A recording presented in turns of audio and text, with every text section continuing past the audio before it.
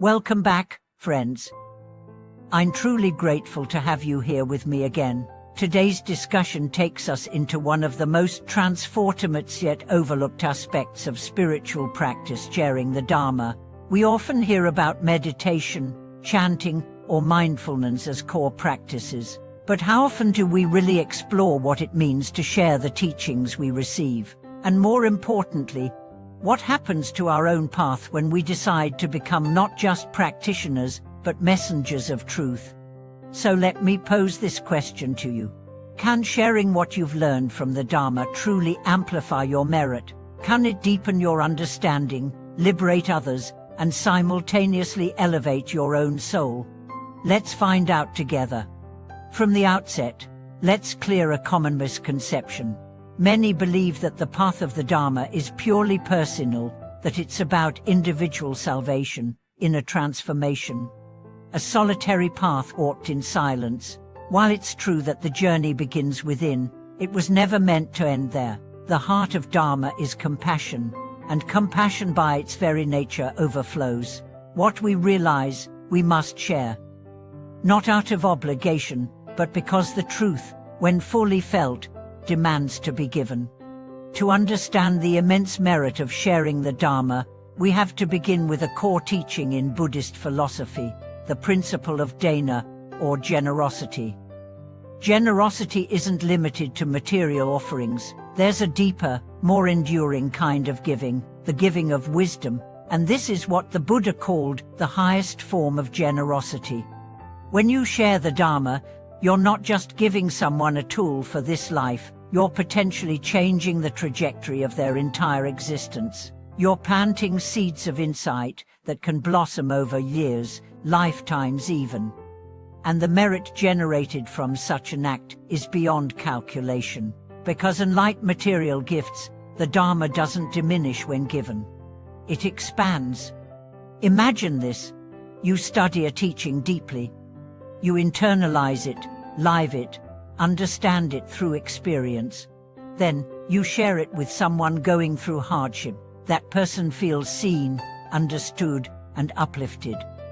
They begin to change their actions, their thinking. Perhaps they begin their own practice. Eventually, they too share it with someone else. And so the ripple spreads. All of this was sparked by one act of sharing. That is how the wheel of Dharma turns, not just in temples or monasteries, but in everyday lives and conversations. Let me share a real-world example. There was a man who had suffered deeply addiction, loss, despair. He found a simple Dharma teaching in a book that someone left behind in a public park. It was about the nature of impermanence. That one chapter became his anchor. He turned his life around. Years later, he began teaching in prisons, sharing the very ideas that saved him. Hundreds of lives were touched because one person left a book behind, unknowingly planting a seed. That's the beauty of Dharma sharing. It doesn't always require grand gestures. Sometimes it's a quiet conversation with a friend, a social media post, a book recommendation, or even the simple act of embodying the teachings so purely that people ask you, "What changed you?" Now, some of you may be thinking, "But I'm not a teacher, I'm still learning. Who am I to share?"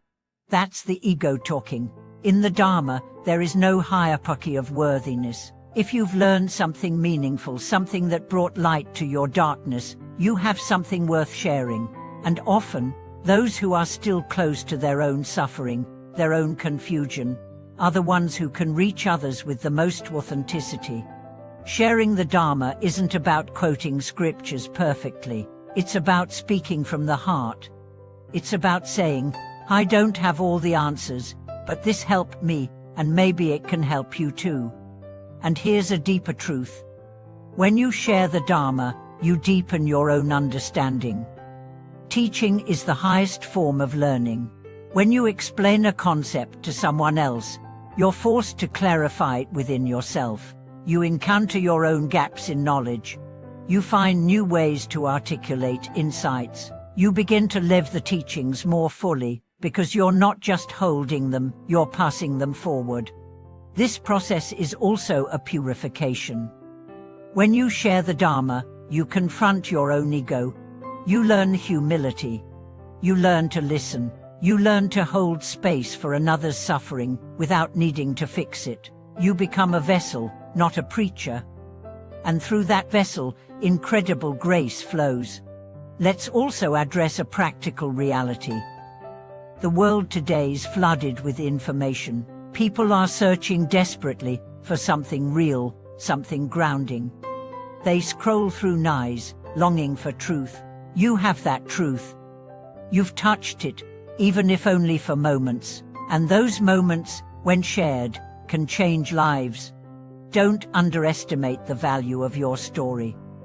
Your struggle, your insights, your imperfect journey, they are gold. They connect, they resonate. They show others that awakening is possible, even for ordinary people, even in chaotic times. And remember, sharing the Dharma isn't just about words.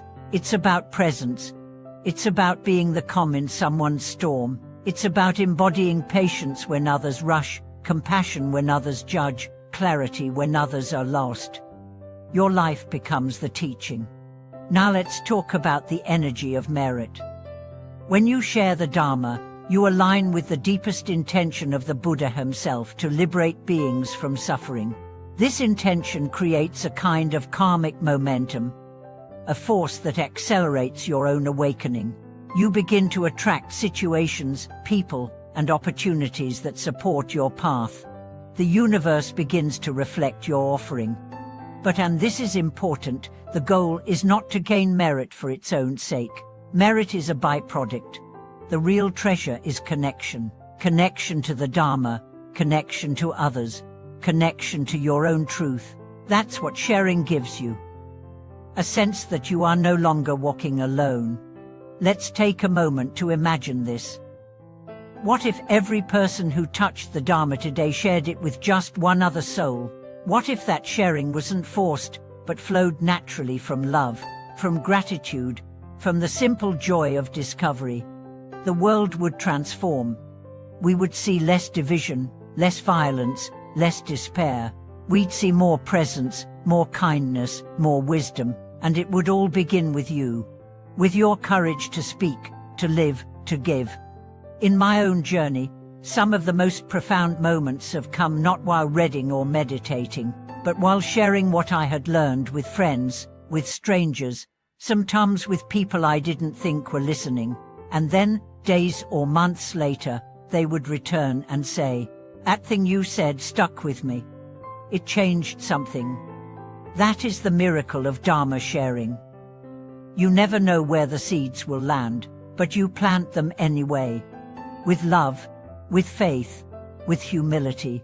So I invite you now, reflect on what the Dharma has given you. Reflect on how it's touched your life.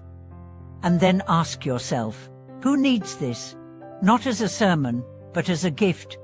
Who is in your life right now that might be waiting, consciously or not, for someone like you to offer them a glimpse of the path? It could be your child, your colleague, your neighbor. It could be someone online. Or it could be a stranger you'll meet tomorrow. Keep your heart open, keep your ears open. And when the moment comes, share. Not because you have all the answers, but because you've seen the light, and even the smallest flicker is worth passing on. Thank you so much for watching this video. If you've ever shared the Dharma in your own way, I'd love to hear your story. And if today's message inspired you to begin sharing, let us know how you plan to do it. Your voice matters, your practice matters, and your willingness to give may be the key to someone else's awakening. Please remember to like, subscribe, and support the channel so we can continue creating meaningful content that brings light and depth to your journey. Until next time, keep learning, keep sharing, and walk the path with love.